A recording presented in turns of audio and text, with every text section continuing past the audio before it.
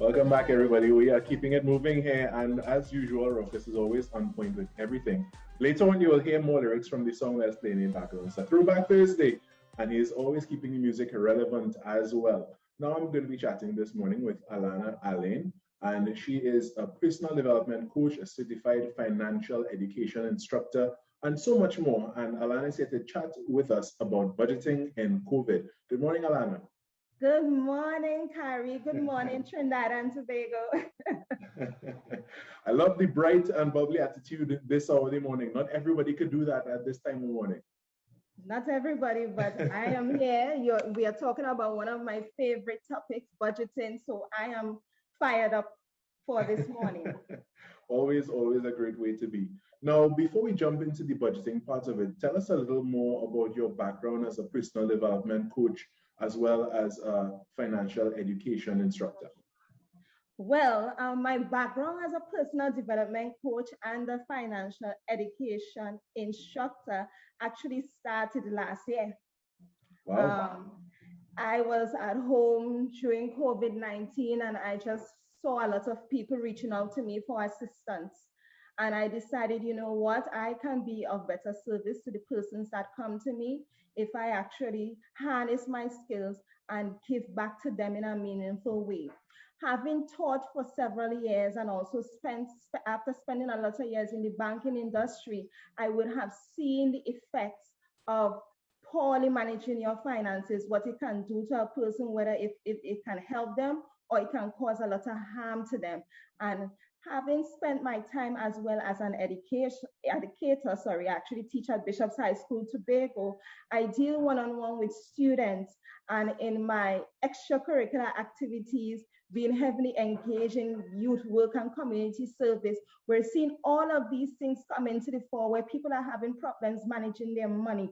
People are having problems just being confident and being effectively able to accomplish their goals. So there is a real need for what I am doing right now. And I just felt that it was time for me to harness my power and to really be of service to the persons that I would have been called to serve. Just the intention behind it. It's so beautiful. And I want to jump into the topic at hand now. What is different about budgeting during a pandemic? Well, first things first, let's talk about our current situation. We are in a pandemic, and even worse, we are in an economic crisis, right? We are in a crisis where we would have seen schools being closed down, businesses closed down, people are working at home, right? This has led to reduced income. Everything that we know to be normal would have changed. And with all the changes that would have come along, we have no choice but to change the way that we manage our finances. So during a pandemic, budgeting is absolutely necessary because persons would have experienced losing their jobs. Persons would have experienced being temporarily at home or having their businesses closed down, some kind of reduced income. So now you are left with the decision as to how am I going to cope? How am I going to make my money work for me? And one of the tools that you have at your disposal is budgeting. Right now, when we look at the pandemic and the persons who would have been affected, I would have realized that there are really two main categories of persons. Persons who would have actually benefited from the pandemic and they're actually saving money because of reduced transportation costs and stuff like that. And then we have the larger subset of persons, those persons who are struggling. And whether you fall into the category where you are saving or you are budgeting, you have to take another look at your money at this point. For the persons who are saving, right now they're seeing extra disposable income. It is not to squander that money, but really to use it as an opportunity to boost your emergency savings, to use it as an opportunity to invest in probably learning a new skill, upskill, use it as an opportunity to pay down your debt, use it as an opportunity to start a side hustle. But I think what people really want to hear about today is I am struggling in COVID-19, how do I manage my money? Now, the thing is, for the persons who are struggling, we need to now take another look at your budget. You need to do an audit of your spending. And during times like these where we have crises or persons are operating on limited income, we like to introduce the notion of a bare budget, right? And as the name says, bare budget means focusing on bare necessities, right? So during this time, you really want to make an analysis of what you are spending your money on and to really focus on the things that are essential to your survival and also meeting your financial obligations. And you notice I put in there meeting your financial obligations because the vast majority of us will survive COVID-19, right? This is just one of those things that we have to get through and work through. And at the end of it, you want to ensure that you have a good credit history, that it is standing. Now, when we look at the bare budget, we want to focus on four main things, right? You want to ensure that you're covering your expenses for food, for shelter, for your utilities, transport. And I'm going to add a few more variables there, right? Aside from those four main things, we also want to put aside some money or focus on our medical expenses or sanitation expenses. You know, just to prevent this virus, you need to put aside some extra money for masks, for hand sanitizers, those sorts of things. And then, of course, I would have mentioned you also need to place some priority, if you can, to service your debts. Definitely, definitely. And, when it comes to budgeting, there are some things that we need to stop doing, because some people have that, these days especially, they have that urge to impulse buy, they say, I'm feeling for something nice, and you go and spend money on something you don't need. What are some tips you can give to help break that habit? Right, so some tips that I can give. First thing first, impulse spending is really something that is emotional. It's usually linked to some kind of emotion. So as a personal development coach, I would tell you, get on top of why you are spending. What emotion is triggering you to spend? Because if you can address that, then it can possibly help you to come up with ways in which to offset it. So if it's a situation where you're feeling lonely, you're feeling bored, you have some esteem issues, then a reasonable solution might be to call a friend when you're getting the urge, or to engage in some kind of positive activity such as exercising or reading or whatever hobby it is to get your mind off of it. From a more practical standpoint, when you're looking at impulse spending, you want to ensure that you make it difficult to spend. And what I mean by making it difficult to spend, if it is that the credit card is easily accessible, then you need to hide that credit card, right? Or you need whatever online shopping that you're doing, because many right now people are engaging in online shopping, right? You need to remove that card number from all those sites. Make it very difficult.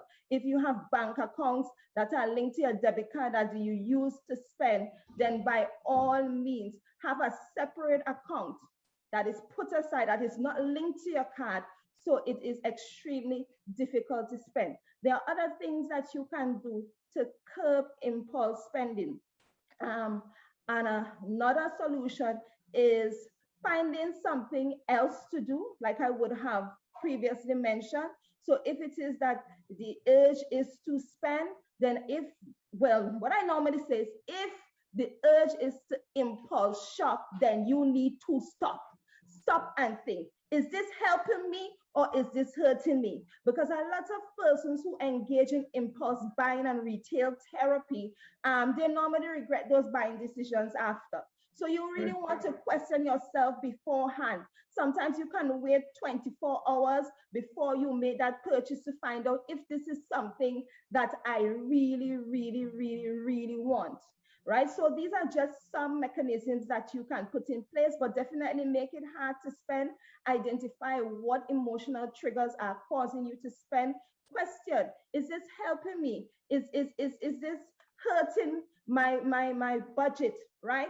And if you are budgeting well, you need to say to yourself, is this in my budget or not? And if it's not in your budget, then it's not something that you should not be spending on, because really impulse spending is unplanned spending. So these are just some things I know that, being a an emotional shopper myself, a recovered emotional shopper myself. I know what it is like to want to, you're having a bad day and you just want to go buy something nice, right?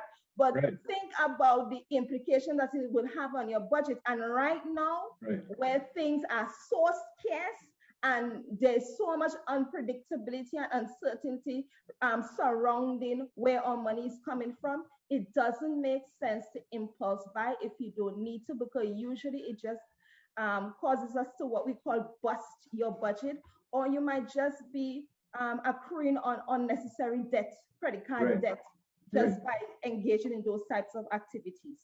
Now, another thing that a lot of people were quick to spend money on, it's buying food outside, rather than cooking home food. Now, some people have the argument that, it is cheaper for me to buy fast food and less troublesome than, buying groceries and cooking food at home. What's the economics behind it, and are they right in that thinking? Now here's the thing, right? I think that the question should be, is it that fast food, is it really a matter of cost, or people's arguments fueled by convenience? Tell me you want to buy fast food because you don't feel like cooking or you don't know how to cook. Tell me you want to buy fast food because you don't want to go to the hassle of going to the grocery and buying ingredients, prepping the meal, cooking the meal. Yes, we understand that that can be a task, but spending money on fast food over time is going to bust your budget. It's a budget buster. As a matter of fact, one of the ways in which we say you can spend money is reassessing how much you spend on food, right? Let's take, for example, we all love the doubles man first thing in the morning, right? He's convenient, right? Doubles taste good, right? And the thing is, people engage in fast food and they want to put up the facade that it's cheaper when it actually isn't. I go to the doubles man and I buy $30 worth of doubles. That's about 6 doubles. If I take that same $30 and invest it in ingredients to make doubles, I am going to be able to feed my family with extra leaving over. And that's the reality of it. And I wanted to bring to the forefront that example to show you that when you buy food and you go through the process of prepping your own food, you get more bang for your buck, right? Without a doubt, it is more convenient, but I think it goes past being convenient and to the bordering on addiction. We have a taste for fast food. We want to have fast food. You would have food home in your fridge ready for you, or food in your cupboard, right? It's not that people don't have groceries. Don't tell me you don't have groceries. Most people have groceries. You just prefer to purchase fast food, right? But over time, when you look at it, you're actually going to be spending more money if you sit down and do your math.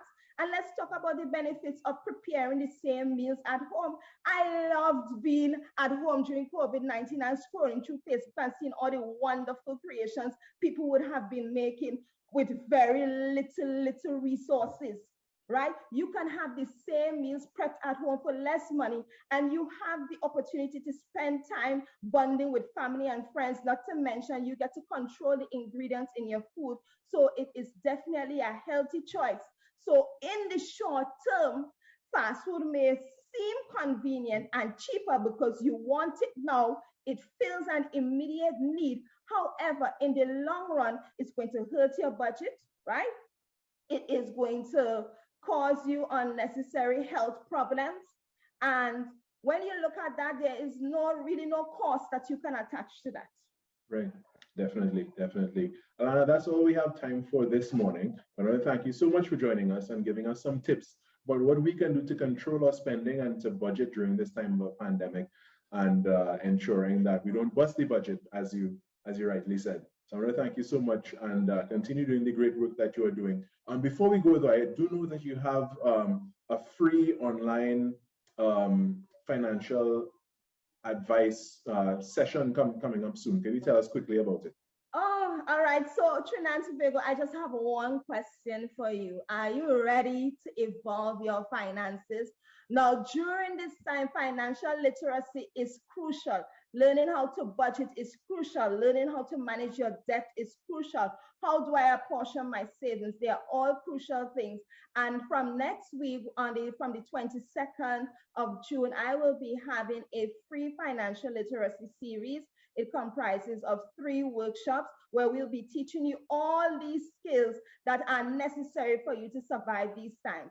This is actually the second running of the workshop. We actually did it a few weeks ago. We got over 150 persons subscribing to the workshop, and people have been begging us to bring it back again. So to the public, this is our gift to you. I believe in financial literacy and how it can help someone's life, and I want to be able to contribute meaningfully to help people overcome this period. All right, thank you so much, Alana. That's Alana Allen, personal development coach, as well as a certified financial educator and instructor. And we're speaking about budgeting in COVID. We're going to take a short break and we have much more in the program. Stay right where you are. This is In Our Morning Show.